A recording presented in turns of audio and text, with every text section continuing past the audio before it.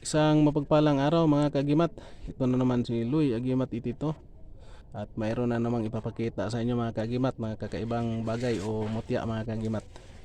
At sa hindi mo na ako mag-umpisa, maraming salamat sa walang sawang nakasubaybay sa aking munting channel. And big shout out na lang sa lahat-lahat ng mga kapwa ko mutya hunters at sa mga mahilig sa mutya mga kagimat. At sa hindi naniniwala dito, malaya kayo mga kagimat.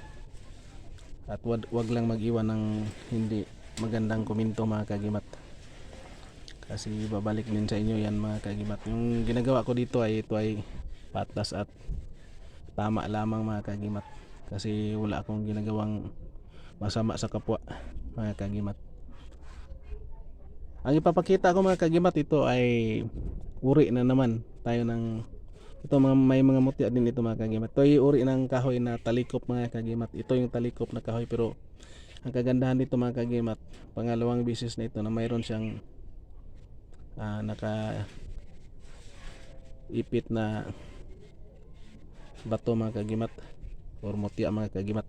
Kung titingnan mga kagimat, mayroon pa siya mayroon pa siyang butas dito na maliit mga kagimat. At dito mga kagimat, mayroon siya, kung tanggalin natin yan yan mga kagimat, talikop ito mga kagimat. At dalawang butas niya, may butas na maliit dito at dito mga kagimat. At mayroon siyang bato mga kagimat. Yan, talikop na kahoy. Yan kahoy ito mga kagimat na sarado mga kagimat. Ito yung maganda sa ito, tinatawag dito sa Bisaya na kulong-kulong.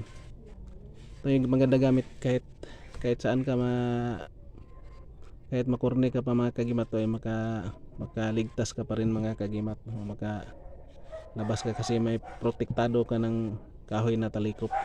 Ito yung gamit ng kahoy na talikop mga kagimat. Yan at may mutya pa siya mga kagimat na kabaon.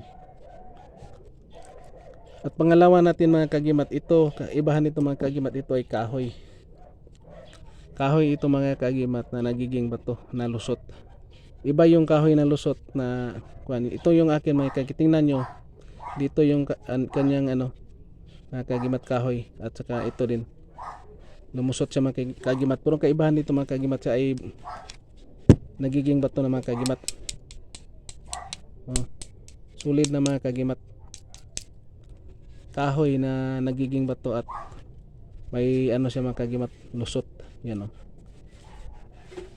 yan mga kagimat, kasi nakita ko kay bro Ronil, mayroon siyang kahoy na lusot, lumusot din sa kabila dito, lumusot sa tapos dito. Yung akin mga kagimat, kaibahan nito, kahoy ito mga kagimat na nagiging bato na talaga, at may lusot siya na kahoy din nagiging bato na din siya mga kagimat. Ito ay maganda, matagal na ito sa akin mga kagimat, mga siguro nandyan na sa 5 years mga kagimat, at hindi ko talaga binitawan mga kagimat. Yan kahoy na lusot na nagiging bato na siya lahat, pati yung sa ilalim bato na mga kagimat. Pati din ito yung mga kagimat na bato yan yung nakaipit sa talikop, bato yan. At ito mga kagimat, ito yung pinaka-special ko nakuha nung araw ng Biyernes mga kagimat. Ito yung nakuha ko sa nyugan ni Tatay Carling.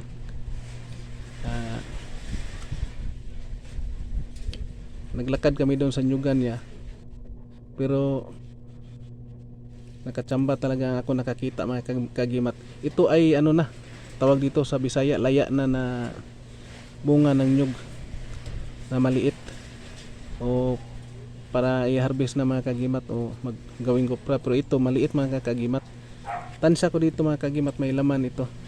Kung hindi ang laman ito Trinity, may bato ito sa loob mga kagimat, kasi ganito yung purma doon sa nakuha na ni tatay, na mayroong laman na bato sa loob.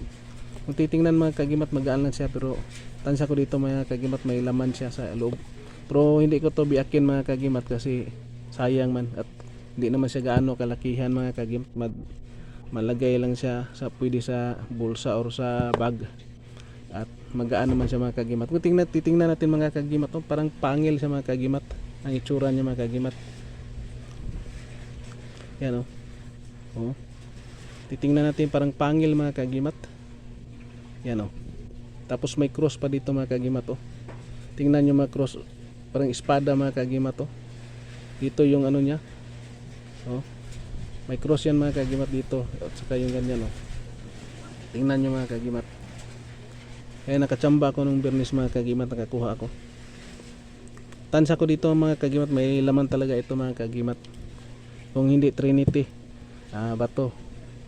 Kasi ano siya, maliit na bunga ng nyug. Yan oh. O sa ano siya, o sa ano pa, lagas na, gulang. O ano siya mga kagimat sa Bisaya. O may ano pa siya mga kagimat oh. Matigas na siya mga kagimat. Parang kung malaki ito mga kagimat, pwede na gawing kopra mga kagimat. Pero ito, natsambahan ko talaga. Dalawa kami tatay naglakad, ako lang yung nakakita nito mga kagimat. So bigay siguro sa akin mga kagimat kasi wala pa akong mutya ng nyug mga kagimat. Kasi si tatay nakadalawa na siya. Pero natsambahan ko mga kagimat. Ikot-ikot kami doon sa nyugan niya mga kagimat at ako pa nagkuha. Tingnan natin ng mga kagimat, cross yan. Oh. Yan mga kagimat. Ito yung hawakan, tapos ito yung ano niya ng espada, parang espada siya mga kagimat. Hanggang dito lang oh. Kakaiba mga kagimat. Nyug yan oh, na hugis pangil. Ito siguro ang baon nito Trinity. Kung hindi ba to Trinity, kasi may laman dito mga kagimat, bilog. Kung titingnan natin dito, bilog siya mga kagimat. Ganito din itsura ng nakuha ni tatay. Ay pagka mahaba yung ano, yung pagka nyug niya. Pagka ano. At maraming salamat. Ito lang muna yung ibabahagi ko sa inyo mga kagimat na aking bagong mga hawak na kakaibang mga gamit mga kagimat, pang protection at pang paswerte mga kagimat. At sa mga ang usapin na ito ay para lang sa mga taong naniniwala sa mga usaping mutya or kakaibang mga gamit mga kagimat. At maraming salamat. And shout out na lang dyan sa aking mga kaibigan dyan sa Cagayan de Oro, si Bro Angelito at si Bro Dodong. Shout out sa inyong dalawa dyan. At dyan sa Apart Luzon, shout out kay Bay GM, kay Bay Jumil, kay Sir Jumil pala.